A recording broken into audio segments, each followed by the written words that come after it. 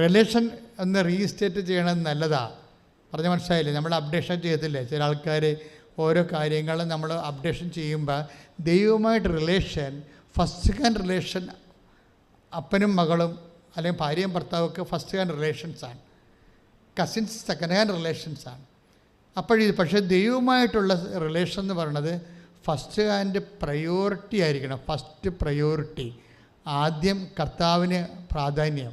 അപ്പം അതുകൊണ്ടാണ് ആൾക്കാർ തോമസ് മൂറൊക്കെ മരിക്കാൻ നേരത്ത് ഭാര്യയും കുഞ്ഞും വന്ന് പറയല്ലേ, പപ്പ ഒന്ന് സമ്മതിക്കും, പപ്പ രാജാവിൻ്റെതാണ്, മതമാണ്, കറക്റ്റൊന്ന് സമ്മതിക്കും, പപ്പയ്ക്ക് വൈസ്രോയായിട്ടാ അംബാസഡറായിട്ടൊക്കെ ഇരിക്കുമല്ലോ, ഞങ്ങൾക്കും ഒരു വലിയ നിലയും കിട്ടും, പപ്പനെ കാണാമല്ലോ. അപ്പോഴേ തോമസ് മൂർ ചോദിക്കും, ശരി ഞാൻ രാജാവിനെ അംഗീകരിക്കാം. എത്ര കൊല്ലം കൂടി നമുക്ക് ജീവിക്കാൻ പറ്റുമെന്ന് വൈഫിനോട് ചോദിക്കും. അപ്പോൾ പറഞ്ഞു, ഒന്നുമില്ലെങ്കിൽ 20 കൊല്ലം കൂടി ജീവിക്കാൻ പറ്റത്തില്ലേ? 20 കൊല്ലം അല്ലേ? 20 കൊല്ലം ജീവിക്കാൻ പറ്റുമല്ലേ? എനിക്ക് വേണ്ടത് 200ഉം 2000 അല്ല, നിത്യതയാ വേണ്ടതെന്ന് പറയും. നിത്യതയാ വേണ്ടത്. ആ മനുഷ്യൻ രക്തസാക്ഷിയായത് നിത്യതയ്ക്ക് വേണ്ടിയാണ്, നിത്യമായി ജീവിക്കാൻ വേണ്ടിയാണ്. അവിടെ ഒരു റിലേഷൻ ബേസ് വന്നപ്പോൾ വിശുദ്ധ തോമസ് മൂറിനെ വൈഫിനേക്കാളും കുഞ്ഞിനേക്കാളും വലുത് ദൈവമായി.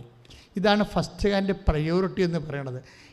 നിങ്ങൾ ഉടമ്പടി എന്താ ഞാനിത് ഇവിടെ പറയാൻ കാര്യം വെച്ചാൽ, ഉടമ്പടി ഒരു പേഴ്സൺ ടു പേഴ്സൺ ബൈലാറ്ററൽ എഗ്രിമെൻ്റാണ്. ആ ഒരു ബോധം ഉണ്ടാണ്. നീ ഒരു വ്യക്തി, നിൻ്റെ ദൈവം വേറെ ഒരു വ്യക്തി. നിങ്ങളൊന്ന് ചിന്തിച്ച് നോക്കിയേ, ദൈവം ഒരു എഗ്രിമെൻറ്റിന് തയ്യാറായി നിൻ്റെ മുമ്പിൽ നിൽക്കുന്നതാണ്. അതിൻ്റെ ചരിത്രമാണ് ബൈബിള്. ദൈവം ഒരു എഗ്രിമെൻ്റ് എന്ത് ബേസിൽ നമ്മളും ദൈവമായിട്ട് എഗ്രിമെൻ്റ് ചെയ്യാൻ. പണ്ട് എലി കുളിച്ചോണ്ട് വന്നപ്പോൾ, അങ്ങനെ കഥയാണ് കേട്ടോ, ഞാൻ ഇടയ്ക്ക് കഥ പറയാറില്ല, ഞാൻ പെട്ടെന്ന് ഓർത്ത പറഞ്ഞാൽ, എലി കുളിച്ചോണ്ട് നിൽക്കുകയാണ് പുഴയിൽ. അപ്പോഴേ കുളിച്ച് കയറിയപ്പോൾ എലിയുടെ നിക്കറ് കാണാനില്ല. അപ്പം എൻ്റെ നിക്കറെന്ത് എല്ലാവരും നോക്കറുണ്ട്. അപ്പോഴാണ് ആന വന്നത്. ആനയോട് ആന എൻ്റെ നിക്കറെടുത്താന്ന് ചോദിച്ചു. കഥ മനസ്സിലായില്ലേ? എന്താണ്? എലിയുടെ നിക്കറൊക്കെയാണ് ആനക്ക് പാകമാകണത്. ആനയോട് ചോദിക്കണേ, എലി ചോദിക്കണേ, എൻ്റെ നിക്കറെടുത്താന്ന് ചോദിച്ചു. എന്നുവെച്ചാൽ എലിയുടെ നിക്കർ ആനക്ക് പാകമാകുക. ഇതാണ് ദൈവവും മനുഷ്യനും തമ്മിലുള്ള പ്രപ്പോർഷൻ. പിടിയിട്ടില്ലേ? ഈ ആളിനോട് നമ്മൾ ഹെൽപ്പ് ചെയ്യാൻ വേണ്ടിയാണ് എഗ്രിമെൻ്റ് ചെയ്യാൻ പറയണത്. ദൈവം നമ്മളുമായിട്ട് നമ്മൾ ഉടമ്പടി ചെയ്യാൻ നമ്മൾ ഈക്വൽ പാർട്ട്നേഴ്സ് അല്ല. ആണോ? ദൈവവും നമ്മളും തമ്മിൽ ഈക്വൽ പാർട്ട്നേഴ്സാണോ? അല്ല. എന്നിട്ട് പ്രൈമറി ഇനിഷ്യേറ്റീവ് എടുത്തിട്ട് ദൈവം നമ്മളുമായിട്ട് എഗ്രിമെൻ്റ് ചെയ്യണം. എന്ന് വെച്ചാലേ ഇവിടുത്തെ എഗ്രിമെൻറ്റിനെ കുറിച്ചല്ല പറയണത്. മാത്രമല്ല ബൈബിൾ മൊത്തം എഗ്രിമെൻറ്റാണ്. ബൈബിൾ മൊത്തം ഉടമ്പടിയാണ്. ഉടമ്പടി പുസ്തകം എന്നാണ് എൻ്റെ പേര്. ഇപ്പോൾ ഉടമ്പടി പുസ്തകം എന്ന് പറയുന്നത് കൃപാസനത്തിലെ പുസ്തകത്തിനാണ് പറയുന്നത്, അല്ലേ? പണ്ട് ബൈബിളിനെ വിളിച്ചിരുന്ന പേര്, മോസസ് പോലും ബൈബിളിനെ വിളിച്ചത് ഉടമ്പടി പുസ്തകം എന്നാണ്. നമ്മൾ അറിയണമെങ്കിൽ 24:7 പുറപ്പാടിൻ്റെ പുസ്തകം 24:7 അനന്തരം ഉടമ്പടി ഗ്രന്ഥമെടുത്ത് ജനങ്ങൾ കേൾക്കെ വായിച്ചു. അപ്പോൾ അവർ പറഞ്ഞു, കർത്താവ് കൽപ്പിച്ചതെല്ലാം ഞങ്ങൾ ചെയ്യും. അതാണ് ഉടമ്പടി. എപ്പടി കിട്ടില്ലേ? അവൻ പറഞ്ഞതുപോലെ ചെയ്യുക. അതാ പരിശുദ്ധ അമ്മ പറഞ്ഞതല്ലത്. ബൈബിൾ ഒരു ഉടമ്പടി പുസ്തകമായിരിക്കുമ്പോൾ ദൈവമാണ് ഇനിഷ്യേറ്റീവ് എടുക്കുന്നത് ഉടമ്പടി ചെയ്യാൻ, നമ്മളല്ല. നമ്മൾ ഉടമ്പടിയുമായിട്ട് നമ്മളും ദൈവവുമായിട്ട് ഈക്വൽ പാർട്ട്നേഴ്സ് അല്ല ഉടമ്പടി ചെയ്യാൻ വേണ്ടി. അതുകൊണ്ടാണ് ദൈവം ഇനിഷ്യേറ്റീവ് എടുക്കുന്നത്. ദൈവം ഇനിഷ്യേറ്റീവ് എടുക്കുമ്പോൾ അറിയാമല്ലോ, ഈ ക്രിസ്തുവിനെ നമുക്ക് നൽകുന്നത് ഒരു ഉടമ്പടിയുടെ ഭാഗമാണ്. ക്രിസ്തുവിനെ നമുക്ക് നൽകുന്നത് ദൈവം നൽകിയത് ഒരു ഉടമ്പടിയുടെ ഭാഗമാണ്. പക്ഷെ ഒന്നും ചോദിച്ചില്ല, അഡ്വാൻസോ ഒന്നും ചോദിച്ചില്ല. ബാക്കി എല്ലാത്തിനും നിബന്ധനകളുണ്ട്. ക്രിസ്തുവിനെ നൽകാൻ വേണ്ടി നമ്മളോട് നിബന്ധന ഒന്നും ചെയ്യാൻ പറഞ്ഞില്ല. ഇപ്പം നിങ്ങളോട് ഞങ്ങൾ പറയുന്നില്ല, മരിയൻ ഉടമ്പടിക്ക് നിബന്ധന ഉണ്ട്. രോഗികളെ സന്ദർശിക്കണം, ഭക്ഷണമില്ലാതെ ഭക്ഷണം കൊടുക്കണം. ഞാൻ രോഗിയായിരുന്നു, നിങ്ങളെന്നെ സന്ദർശിച്ചു, എനിക്ക് വിശ്വം നിങ്ങൾക്ക് ഭക്ഷണം തന്നു എന്നൊക്കെ പറയുമ്പോൾ നിങ്ങളോട് നിബന്ധന പറയും. പക്ഷേ ക്രിസ്തുവിനെ ആണ് ലോകത്തിൻ്റെ ഏറ്റവും വലിയ വാഗ്ദാനം. ആരാണ്? ദൈവപിതാവിൻ്റെ ഏറ്റവും വലിയ വാഗ്ദാനം എന്താണ്? ക്രിസ്തുവാണ്. പക്ഷെ ക്രിസ്തുവിനെ നമുക്ക് ചെയ്യാൻ വേണ്ടി ദൈവം ഉടമ്പടി ചെയ്യുമ്പോഴേ ദൈവം ഒരു നിബന്ധനയും ചെയ്യാൻ പറഞ്ഞിട്ടില്ല. അത് ഫ്രീ ഗിഫ്റ്റാണ്, കംപ്ലീറ്റ് ഫ്രീ ആണ്. കാര്യം എന്തുകൊണ്ടാണ്? ക്രിസ്തുവിന് വില വെക്കാൻ നമുക്ക് പറ്റത്തില്ല. നമ്മൾ എന്ത് കൊടുക്കും വിലയായിട്ട്? എന്ത് കൊടുക്കും വിലയായിട്ട്? അവൻ്റെ വിശുദ്ധമായ രക്തത്താൽ ലോകരാശിയെ വീണ്ടെടുക്കാൻ വേണ്ടി പോകുമ്പോൾ അതിന് എന്ത് വില കൊടുക്കും? അതുകൊണ്ട് നമ്മളോട് നിബന്ധനകളില്ല. നിബന്ധനകളില്ലാത്ത ഒറ്റ ഉടമ്പടിയേ ഉള്ളൂ. ദൈവം ദാവീദിനോട് ചെയ്ത ഉടമ്പടിയാണ്. ദൈവം ദാവീദിനോട് ചെയ്ത ഉടമ്പടിയാണ്. അവിടെ നിബന്ധനകളില്ല. ഐസായിലൂടെയാണ് അത് വെളിപ്പാക്കുന്നത്. ഐസായിലൂടെയാണ് ദൈവം ദാവീദിനോട് ക്രിസ്തുവിനെ ലോകത്തിന് കൊടുക്കുന്ന ഉടമ്പടി ചെയ്യണത്. അതുകൊണ്ടാണ് ക്രിസ്തുവിനെ ദാവീദിനെ പുത്രനൊക്കെ വിളിക്കുന്നത്. അതിൻ്റെ കാരണം അതാ.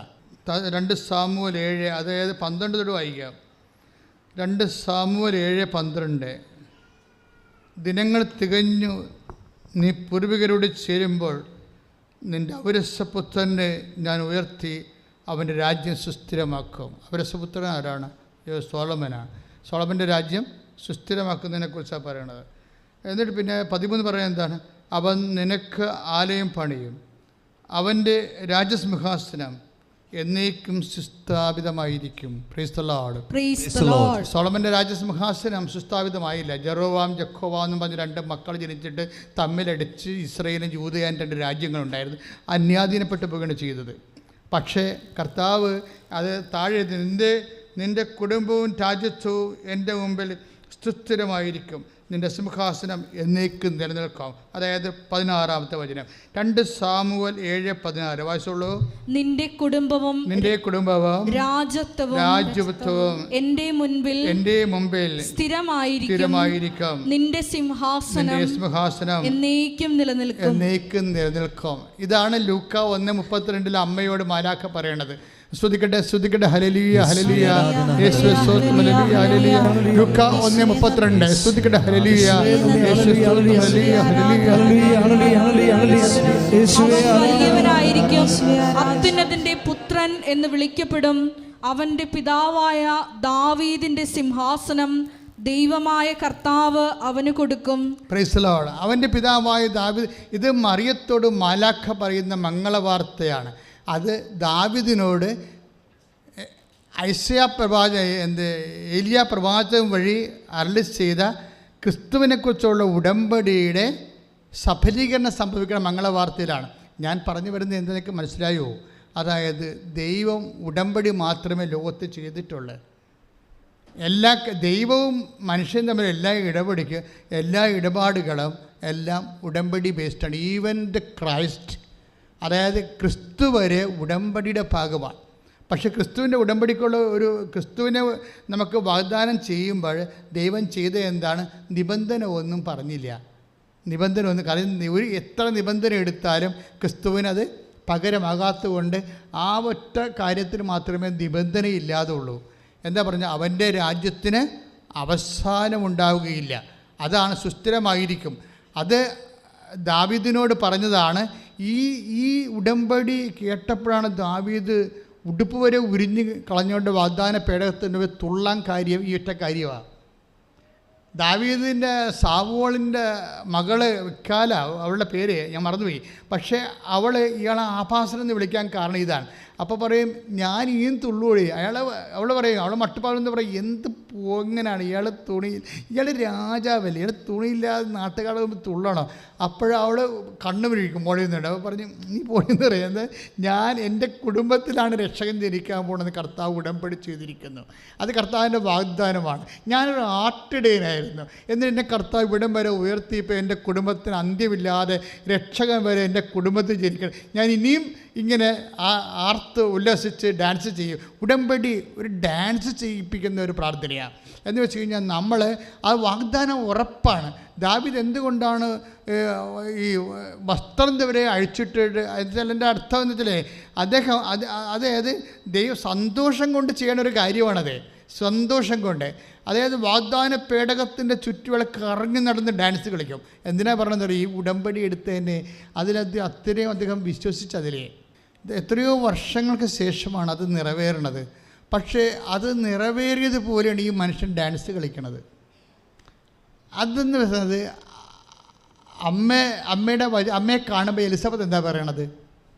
അമ്മയെ കാണുമ്പോൾ എലിസബത്ത് എന്താ പറയണത്?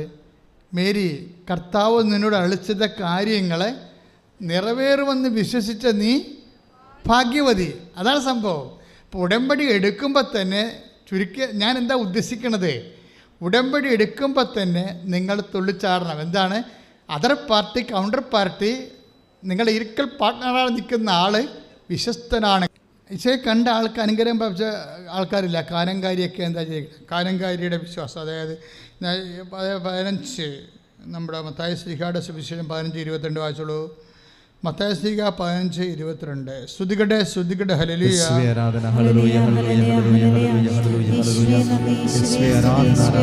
കർത്താവേ, ദാവീദിന്റെ പുത്ര, എന്നിൽ കനിയണമേ. കാനങ്കാരി പറയണതാ അല്ലേ?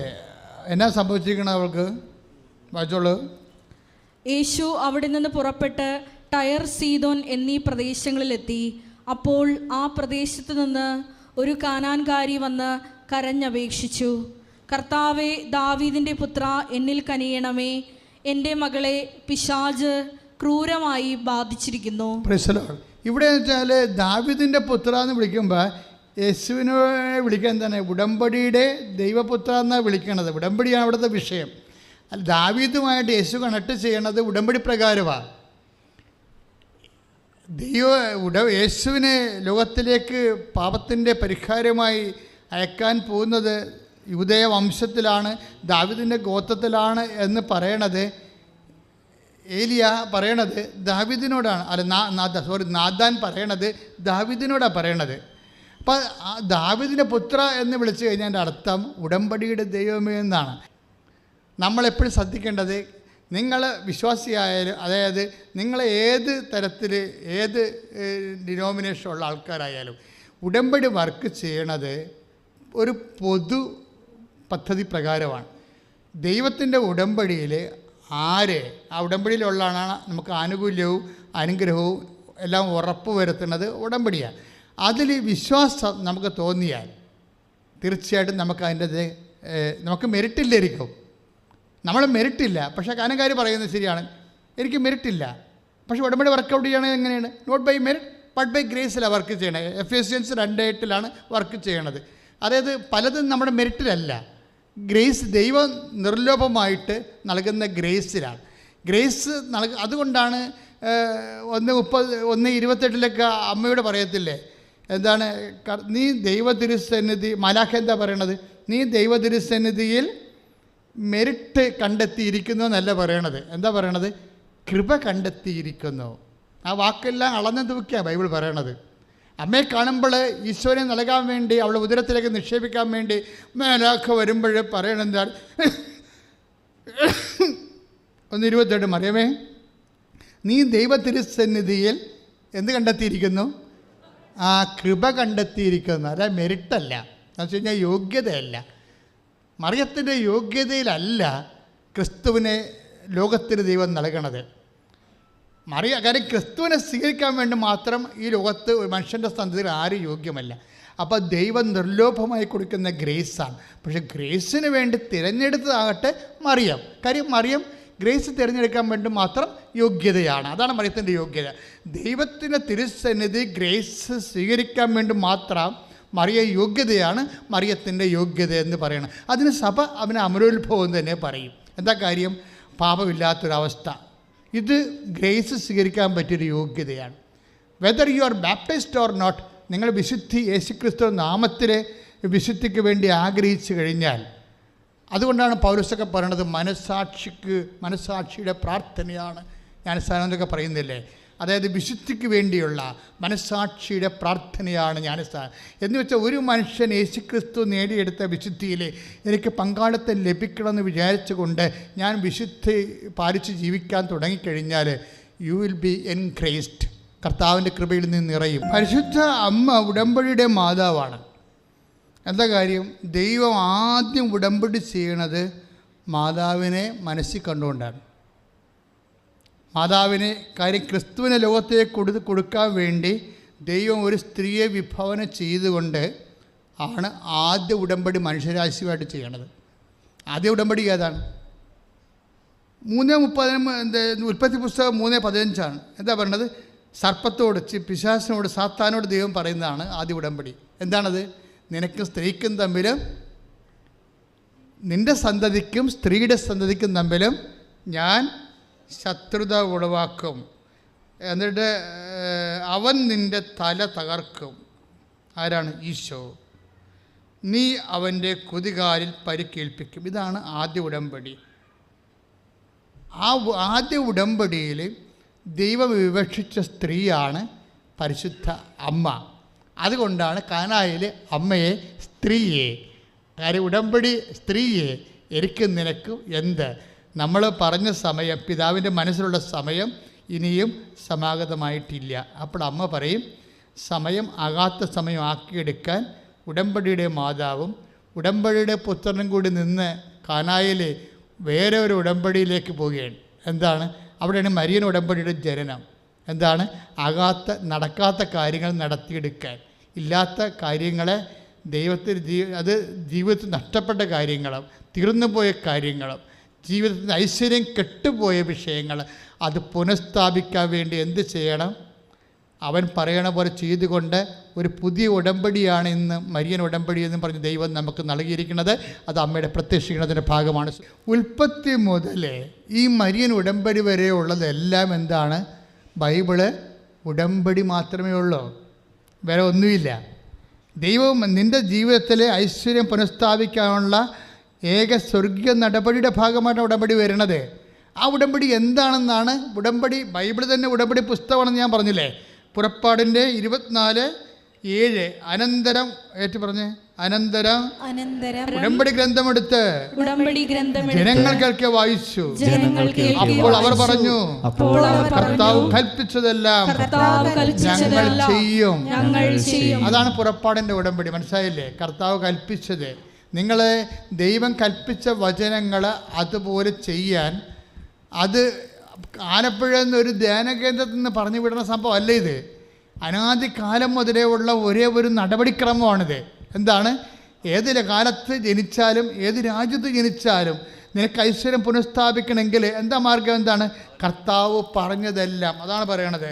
കർത്താവ് കൽപ്പിച്ചതെല്ലാം പറഞ്ഞേ, കൽപ്പിച്ചതെല്ലാം ഞങ്ങൾ ചെയ്യും, ഞങ്ങൾ അനുസരണയുള്ളവരായിരിക്കും.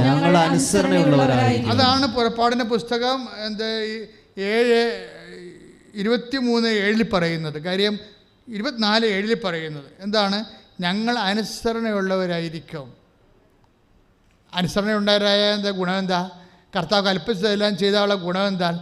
അനുസരിച്ചാൽ നിങ്ങൾ ഐശ്വര്യം പ്രാപിക്കും. കൈ ഇടിച്ച് കർത്താവ് ശ്രദ്ധിക്കുക.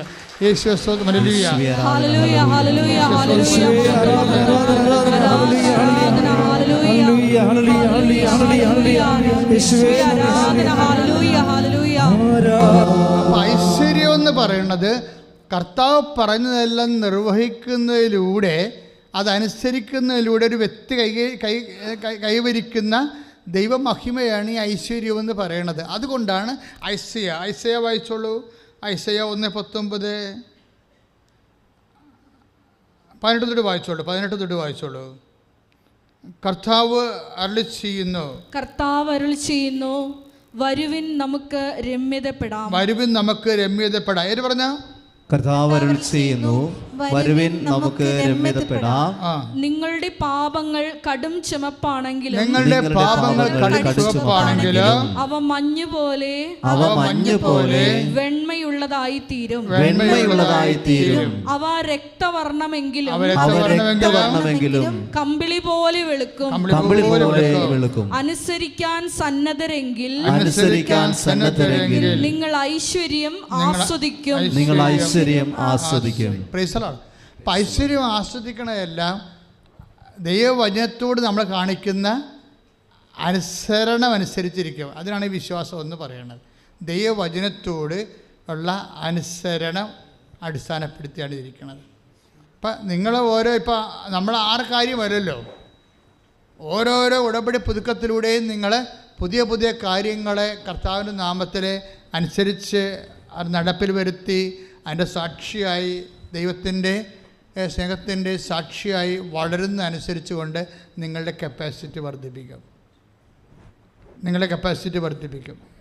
അതായത് ഇതിൻ്റെ ഓരോ കഴിയുമ്പോഴും ഐശ്വര്യം ഇങ്ങനെ വർദ്ധിക്കുന്നതിൻ്റെ പിന്നിൽ നിങ്ങൾക്കറിയാമല്ലോ, ഐശ്വര്യം ദൈവത്തിൻ്റെ ഒരു നടപടിക്രമം തന്നെ ഐശ്വര്യം പുനഃസ്ഥാപിക്കുന്നതാണ്.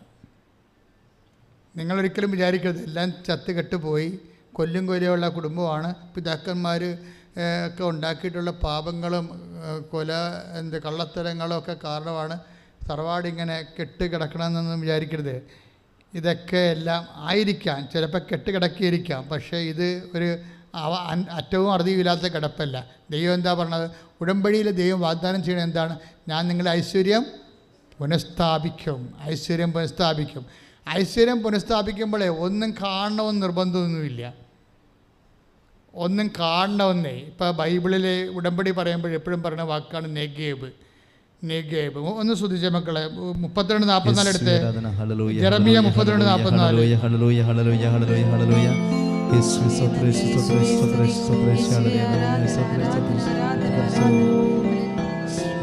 അവർ ബെഞ്ചമിൻ ദേശത്തും ജെറുസലേമിന് ചുറ്റുമുള്ള സ്ഥലങ്ങളിലും യൂദയായിലും മലമ്പ്രദേശത്തും താഴ്വരയിലും നെഗേബിലുമുള്ള പട്ടണങ്ങളിലും നിലങ്ങൾ വിലയ്ക്ക് വാങ്ങി ആധാരമെഴുതി മുദ്രവെച്ച് സാക്ഷികളെ കൊണ്ട് ഒപ്പിടുവിക്കും.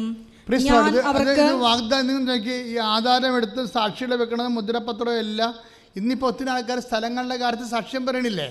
എന്താ കാര്യം എന്ന് വെച്ചാൽ ഈ ഉടമ്പടിയിൽ ഒരു മനുഷ്യൻ സർവൈവ് ചെയ്യാനുള്ള എല്ലാ കാര്യവും ഉടമ്പടിയിലുണ്ട്. വീട് വെക്കണതുണ്ട്, അതിൻ്റെ താമസിക്കണമുണ്ട്, കല്യാണം കഴിക്കണമുണ്ട്, മക്കളുണ്ടാകണമുണ്ട്. അതായത് ഒരു മനുഷ്യന് ആവശ്യമായ എല്ലാം ഉടമ്പടിയുടെ പരിധി വരുന്നതാണ്. ഇപ്പം എന്നാ പറയണത്? ഐസയ 32:44 വായിച്ചോളൂ. ജെറമിയ വായിച്ചോളൂ, ഒന്നൊരു വായിച്ചോളൂ. അവർ ബെഞ്ചമിൻ ദേശത്തും അവർ ബെഞ്ചമിൻ ദേശത്തും ജെറുസലേമിന് ചുറ്റുമുള്ള സ്ഥലങ്ങളിലും യൂദയായിലും മലമ്പ്രദേശത്തും താഴ്വരയിലും നെഗേബിലുമുള്ള പട്ടണങ്ങളിലും നിലങ്ങൾ വിലയ്ക്ക് വാങ്ങി ആധാരമെഴുതി മുദ്രവെച്ച് സാക്ഷികളെ കൊണ്ട് ഒപ്പിടുവിക്കും. ഞാൻ അവർക്ക് വീണ്ടും ഐശ്വര്യം നൽകും. അത് എന്നാ സംഭവം എന്നറിയാമോ? ആധാരം മേടിക്കും എന്നൊക്കെ പറഞ്ഞതിൻ്റെ കാരണം എന്ന് വെച്ച് കഴിഞ്ഞാൽ ഇവരിവിടെ സ്ഥിരമായിട്ട് താമസിക്കുന്നതിൻ്റെ അർത്ഥം ബൈബിളിലെ. ഇനി കെട്ടും കിടക്കയും എടുത്ത് കൂടും കുടുക്കയും എടുത്ത് വിപ്രാസികളെ പോലെ ഓടേണ്ടി വരത്തില്ല. ഐശ്വര്യം നിന്ന് പ്രാപിക്കുമെന്ന് പറയുകയാണ്. അതാണ് പ്രശ്നം.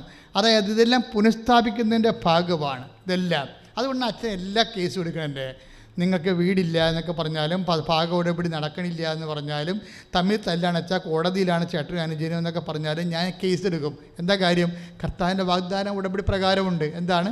അവർ സ്ഥലം വാങ്ങും, മുദ്രവെക്കും, സാക്ഷികളെ പിടിവെക്കും, അവരവിടെ താമസിക്കും. അല്ല, അവർ വീടുകൾ വെക്കും, അവിടെ താമസിക്കും. അപ്പം 65 അത് ഉടമ്പടിയിലാണ്. 65 വായിച്ചോളൂ, 21 തൊട്ട് വായിച്ചോളൂ. ശ്രുതികട്ടെ ഹല്ലേലൂയ.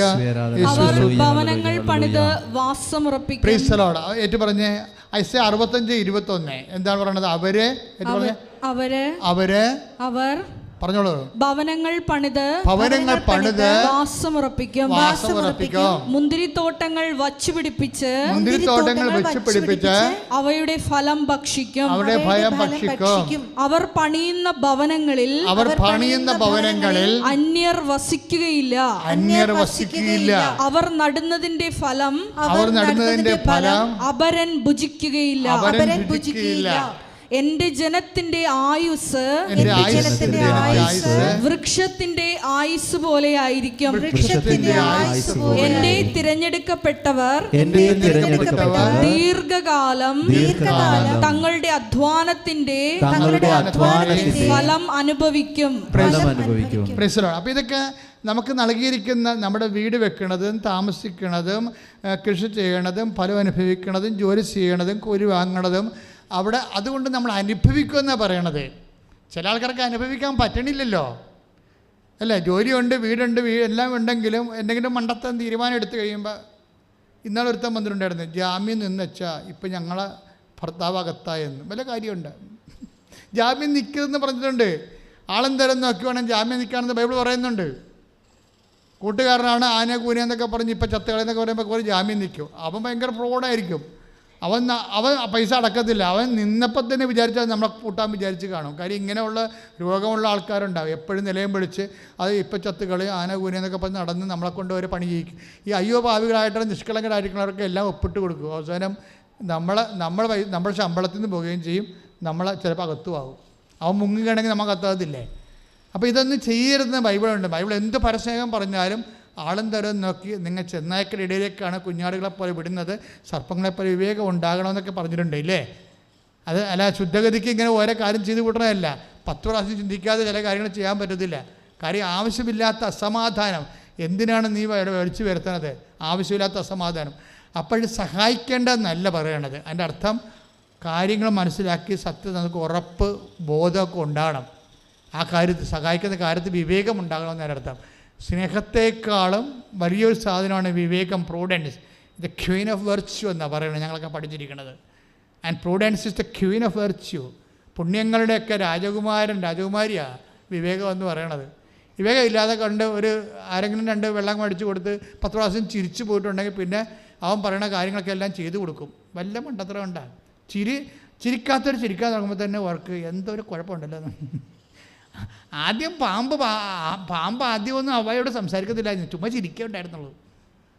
ആദ്യം പാമ്പ് അവയോടൊന്നും സംസാരിക്കത്തില്ലായിരുന്നു, ചുമ്മാ കാണുമ്പോൾ ഒരു ചിരി, അത്രേ ഉള്ളൂ. അങ്ങനെയാണ് അവസാനം കുടുങ്ങിപ്പോയത്. അപ്പോൾ എൻ്റെ പ്രശ്നം വെച്ച് കഴിഞ്ഞാൽ വിവേകം ഉണ്ടാകണം എന്നർത്ഥം. വിവേകം ഉണ്ടാകണമെങ്കിലേ പൂട്ട് വേണം. എന്താണ്? ലോക്ക് വേണം. എന്തിന്? ബുദ്ധിക്കും വേണം, ഹൃദയത്തിനും വേണം. അങ്ങനെ ലോക്ക് വേണമെങ്കിലേ നിരന്തരം കർത്താവുമായിട്ട് ബന്ധം വേണം. അതാണ് വിഷയം. കർത്താവുമായിട്ട് അങ്ങനെയാണ് ഇത് ലോക്കാകണത്. അല്ല, നമുക്ക് ദൈവമായിട്ട് ബന്ധമില്ല, മനുഷ്യനെ മതി എന്നും പറഞ്ഞ് അധികാരം മതി, സ്വാധീനം മതി, നാട്ടിൽ നല്ല പേര് മതി, മറ്റെല്ലാവരും നമ്മളെ നല്ല ആളെന്ന് പറയണം, അത് നല്ല ചെറുക്കനാണ്, നല്ല ആണെന്നൊക്കെ പറഞ്ഞ് നല്ല വാക്ക് കിട്ടിയാൽ മതി. ഇങ്ങനെ നടക്കുന്ന ആൾക്കാർ മിക്കവാറും പണി മേടിക്കാൻ സാധ്യതയുണ്ട്. കാരണം ദൈവത്തെ മറന്നാണ് മനുഷ്യനെ ദൈവത്തെക്കാൾ വലിയ ആളായിട്ട് കണക്കാക്കുകയാണ്. എനിക്കൊരു മതമില്ല, മനുഷ്യനാണ് എൻ്റെ മതം എന്നൊക്കെ പറഞ്ഞ് നടക്കുന്ന ആൾക്കാരില്ലേ? അത് ചുമ്മാ ബി പറയണതാണ്. അവർ പറയാൻ വേണ്ടി എന്തും പറയണം. അതൊക്കെ അതൊന്നുമില്ല. അടിയൊഴുക്കുമ്പോൾ മാങ്ങയുടെ പുളി എറിയത്തുള്ളൂ, ചെന്ന് നോക്കണം വേറെ അറിയണമെങ്കിൽ. അതൊക്കെ ചുമ്മാ പറയണതാണ്. അതൊന്നുമല്ല, അത് ഞാൻ മൈൻഡ് ചെയ്തില്ല, അതല്ല വിഷയം. അതായത് നമ്മളൊരു കാര്യം ചെയ്യുന്നുമ്പ് ഇങ്ങനെയുള്ള നമ്മളകത്ത് പോകുന്നത് അല്ലെങ്കിൽ ആപ്പിലാകണ വിഷയം ദൈവം ബ്ലോക്ക് ചെയ്യും. ആ ഒരു ബോധം നിങ്ങൾക്ക് ഉണ്ടാകണം. നിങ്ങളിങ്ങനെ കാര്യം ആപ്പിലാകേണ്ട കാര്യമില്ല, ദൈവം ബ്ലോക്ക് ചെയ്യും ഉടനെ. ബാലാമൻ്റെ കഴുതയുടെ കാര്യം കേട്ടിട്ടില്ലേ? ബാലാമൻ്റെ കഴുത ബാലാമിനെ കൊണ്ട് പോകുമ്പോൾ ബാലാക്ക് വിളിച്ചിട്ട് പോണതാണ്.